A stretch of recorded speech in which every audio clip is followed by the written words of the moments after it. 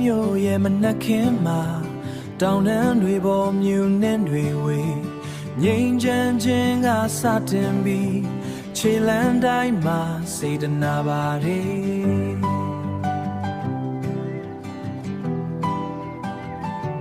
ကြည်နူးတယ်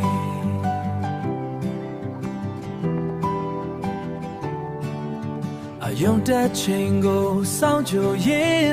သက်တာတရားတွေရင်မပွင့်လန်းစွမ်းတစုံရဲ့အေးမြမှုနှလုံးသားထဲမှာစီးဝင်နေဒါဟာတို့ရဲ့ကုသိုလ်တော်ဒါဟာတို့ရဲ့ကုသိုလ်တော်လေရှိမြေကပေးတဲ့ငြိမ်းချမ်းရေးအမောတွေအကုန်ပြောင်းခွေကြည်လင်တဲ့ဒီလမ်းကတို့ကိုလင်းစီပို့ဆောင်တက္ကမတွေရဲ့လက်များဖြူစင်တဲ့စိတ်ထားတွေနဲ့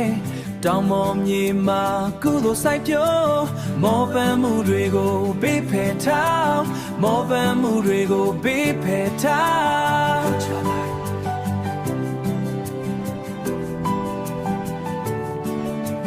ဝိညာဉ်ချင်းရဲ့ပီတိစကားအေးချမ်းတဲ့ဘဝကိုတည်ဆောင်စွမ်းတစုံရဲ့အေးမြမှုနှလုံးသားထဲမှာစီးဝင်နေဒါဟာတို့ရဲ့ကုသိုလ်တော်ဒါဟာတို့ရဲ့ကုသိုလ်တော်လေရှိမြေကပေးတဲ့ငြိမ်းချမ်းရေးအမောတွေအကုန်ပြောင်းခွေကြည်လင်တဲ့ဒီလမ်းကတို့ကိုလင်းစီပို့ဆောင်လောကကြီးကပြောင်းလဲနေပေမဲ့ဒီမတရားကဘယ်တော့မှဖြတ်ပေးခံခြင်းမှာခွန်အားရှိတဲ့နိဗ္ဗာန်လမ်းကိုမျှော်မှန်းရဲ့အေးချမ်းခြင်းမှာနာတို့တွေအတူတူရှောင်းလန်းစို့စွမ်းမစိုးရဲ့အေးမြမှုနှလုံးသားထဲမှာစီးဝင်နေဒါဟာတို့ရဲ့ကုသိုလ်တော်လေရှိမြေကပေးတဲ့ငြိမ်းချမ်းရေးအမောတွေအကုန်ပြောင်းခွေကြည်လင်တဲ့